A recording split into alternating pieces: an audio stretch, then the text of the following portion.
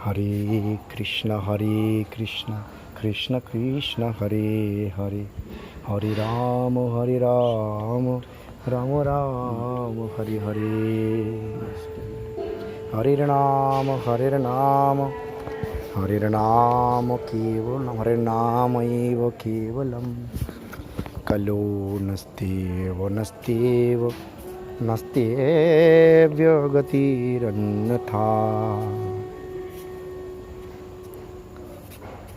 बोले सचिनंदन श्री गौर हरि की जय। बोले पंच तत्वात्म श्री गौर हरि की जय। श्रील गुरुदेव परम गुरुदेव श्रील प्रभुपाद की जय। हरि बोल। श्री श्री चैतन्य चरितामृत कथा आदि लीला प्रथम परिच्छेद श्रीमद् भागवत चतुर्श्लोकी का कथा चल रहे थे। आज तृतीय श्लोक,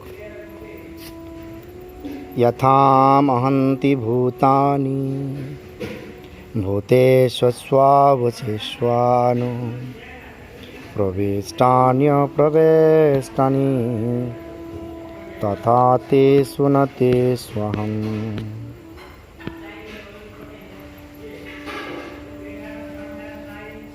जिस रूप से महाभूत सकल सर्वविध प्राणियों का बीच में और बाहर में, अंदर में और बाहर में अवस्थित है, तद्रूप मैंने भी मेरा चरणों में प्रणत भक्तगणों का अंदर और बाहर स्फूर्ति करता रहता हूँ। ये भगवान कृष्ण ने खुद बोल रहा है। देखिए, विचार करने से भगवान कृष्ण ने इस संसार में लीला विस्तार करने के लिए पहला आपने आपका 4 भाग में भाग किया। एक बात इससे पहला सुनना है, भगवान जितना भी अपने का भाग करे, जैसा आपका घर में 1 लाख रुपया है, आपका 4 बेटा है, एक एक का 25,000 रुपया देने का बाद आपका रुपया समाप्त हो जाएगा। लेकिन भगवान ऐसा 1 लाख रुपया जैसा नहीं, उनका जितना भी भाग करे उनसे कभी भी कमता नहीं है। इसीलिए भगवान का अपराध तो कहता है, वो चिन्मय, वो नित्य वस्तु, जगत का वस्तु नहीं जो भाग करने से कम हो जाए। जैसा आँख से जितना भी आग लो, आँख से आग लेने के बाद आग बारेगा, कभी भी कमेगा नहीं। इस रूप से भगवान भी नित्य है, उनसे भी जितना भी प्रकाश होगा, उनका जो पूर्णत्व कभी भी कम नहीं होगा। तो होने का बाद क्या है, भगवान पहला अपने आपका 4 भाग में भाग किया। वो पहला हुआ वासुदेव, वो चारों का विषय, पहला वासुदेव, दूसरी शंकरषण यानी बलराम, तीसरी प्रद्युम्न, चौथा अनिरुद्ध। इसका बाद बलराम ने भगवान का सेवा का और भी आगे बढ़ाने के लिए बलराम खुद का 5 भाग में भाग किया। एक बलराम स्वयं, बलराम यानी मूल शंकरषण, शंकरषण यानी मूल बलराम। फिर उन्होंने पहला प्रथम कारणोदकशाही विष्णु, पुरुष अवतार कारणोदकशाही विष्णु, दूसरी पुरुष अवतार गर्भोदकशाही विष्णु, और तीसरी पुरुष अवतार क्षीरोदकशाही विष्णु और अनंत देव। ये 5। तो देखिए, शंकरषण से जब प्रथम पुरुष अवतार कारणोदकशाही विष्णु हुआ, कारणोदकशाही विष्णु ने अपना दृष्टि देकर एक अनंतकोटि ब्रह्मांड सृष्टि किया। उनका हर लोकप से एक एक ब्रह्मांड सृष्टि हुआ, और हर ब्रह्मांडों में उन्होंने आवर क्या किया, एक एक रूप से निवास करने लगे। जो जो रूप से कारणोदकशाही विष्णु वहाँ पे निवास करने लगे, उसी रूप का कहता है, उसी प्रकाश का कहता है कारणोदकशाही विष्णु का प्रकाश, उसका कहते हैं गर्भोदकशाही विष्णु। तो कारणोदकशाही विष्णु हर ब्रह्मांड एक एक है, और सारे ब्रह्मांडों का देखभाल करने वाले नहीं कारणोदकशाही विष्णु है। सारे ब्रह्मांडों देखभाल करने वाले कारणोदकशाही विष्णु।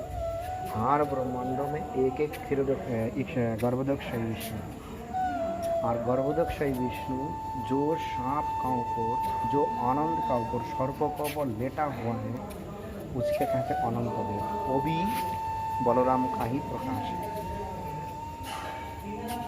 तो क्या करे, तब गर्भोदकशाही विष्णु का नाभि से एक कोमल का नाल हुआ। उसी कोमल ही चतुर्दश भुवन है, पाताल से शुरू करके ब्रह्मलोक तक, और उसको ऊपर में ब्रह्मा का आविर्भाव हुआ। तो ब्रह्मा का आविर्भाव होने का बाद ब्रह्मा चारों ओर शुद्ध पानी देखने लगे। तब ब्रह्मा कुल किनारा नहीं मिला, तब उनका सुनाई दिया तप, उन्होंने भगवान का तपस्या किया, भगवान उनका दर्शन दिया। दर्शन देने के बाद इस भागवत चतुर्श्लोकी यानी 4 श्लोक सुनाए, और इसी श्लोक बाद में वेदोव्यास यानी कृष्ण द्वैपायन वेदोव्यास जी ने वर्णन करते हुए 18,000 श्लोक में लिखा। तो मेरा बोलना यही है, जे वो गर्भोदकशाही विष्णु से जब ब्रह्मा का आविर्भाव हुआ, तब गर्भोदकशाही विष्णु ब्रह्मा का दर्शन देने का बाद, भागवत का ज्ञान देने का बाद जगत में जीव सृष्टि करने के लिए हुआ।